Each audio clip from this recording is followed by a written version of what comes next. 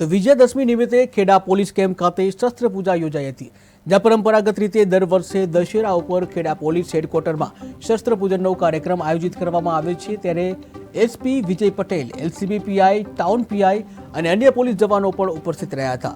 એસપીએ શસ્ત્રો સાથે પોલીસ વાહનોની પણ પૂજા કરી હતી, જ્યાં સુરક્ષા કાર્ય માટે આશીર્વાદ મેળવ્યા।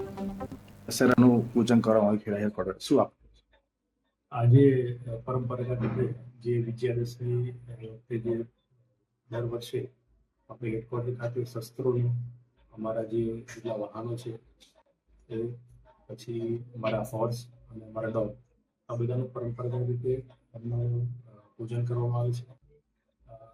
વર્ષોથી ચાલતી આ પરંપરા છે, જેનો આશય શક્તિની પૂજા કરવાનો છે। જેમ આજના દિવસે આપણે જાણીએ છીએ કે અસુરો ઉપર ભગવાને વિજય મેળવ્યો છે, એવી રીતે સમાજની જે અસુરી શક્તિઓ છે એની પર વિજય મેળવવાનું જે કામ પોલીસે સોંપ્યું છે એ સુપેરે પાર પડે એની માટે ભગવાનની પ્રાર્થના કરી।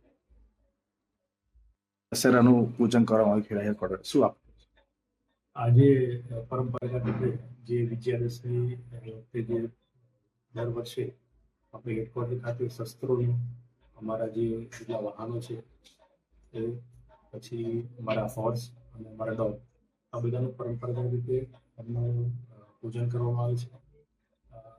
વર્ષોથી ચાલતી આ પરંપરા છે, જેનો આશય શક્તિની પૂજા કરવાનો છે। જેમ આજના દિવસે આપણે જાણીએ છીએ કે અસુરો ઉપર ભગવાને વિજય મેળવ્યો છે, એવી રીતે સમાજની જે અસુરી શક્તિઓ છે એની પર વિજય મેળવવાનું જે કામ પોલીસે સોંપ્યું છે એ